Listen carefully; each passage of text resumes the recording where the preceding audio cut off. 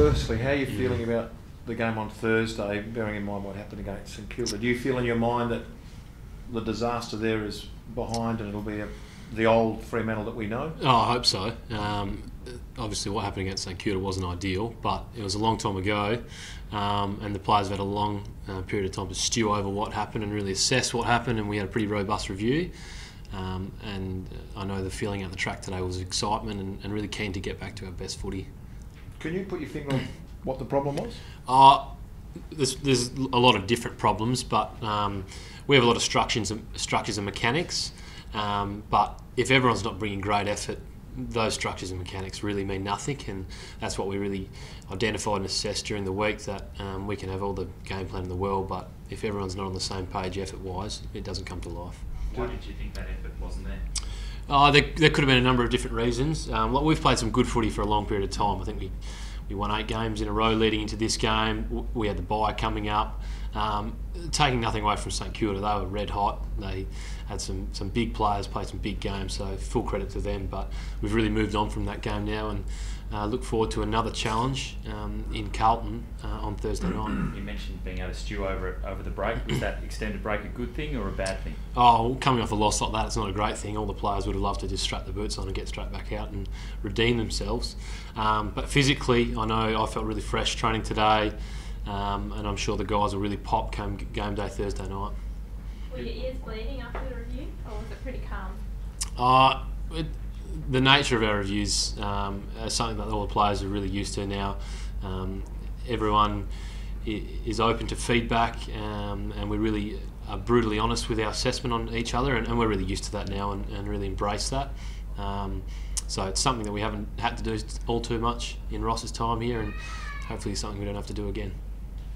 How's the body fight? You collect a lot of collisions, you're in and under player. How's the body at this stage there? Yeah, I'm pretty healthy. Obviously the 2 buys is a great thing that the AFL have brought in, and all the players really enjoy having that extra week later in the season just to let the bruises heal over a little bit and any little niggles settle down. So come the next 5-week block and leading into finals, I'll certainly be thankful for that.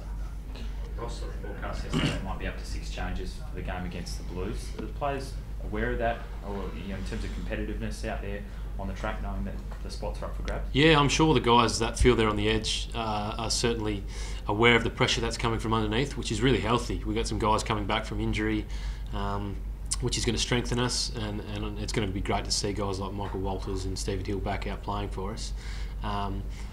But thankfully for me, I don't have to sit on the selection committee and have anything to do with it, so we know the guys that have come in, they know what they have to do. But it will be good to start getting back to our full contingency of players. Just on Michael Walters, great to see him back in full training today. Yeah, he certainly gets everyone up and about when you see him running around, and there was stages there where we didn't know whether he'd be coming back, but to see him whizzing around and kicking freakish goals out there is what all Freo supporters want to see.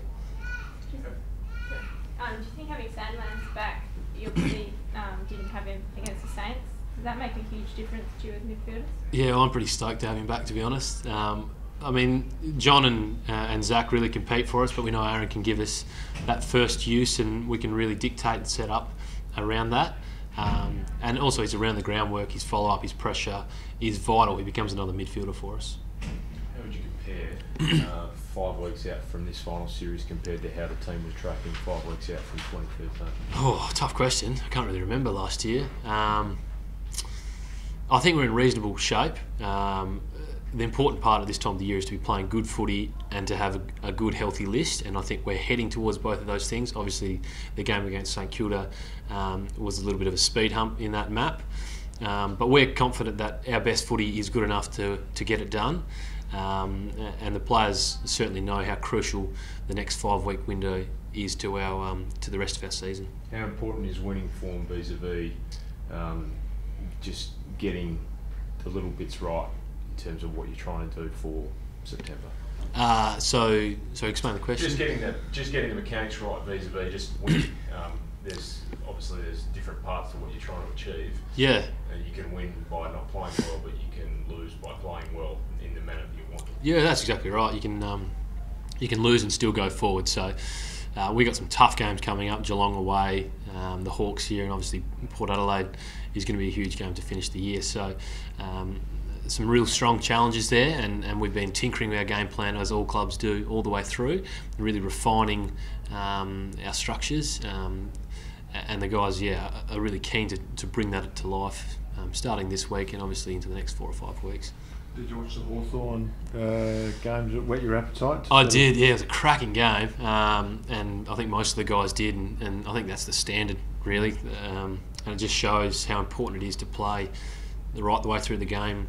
There's going to be momentum shifts, but ultimately the team that can hang on for the longest will win. And yeah, it was really enticing to watch a contest like that, and makes you want to play in those big games.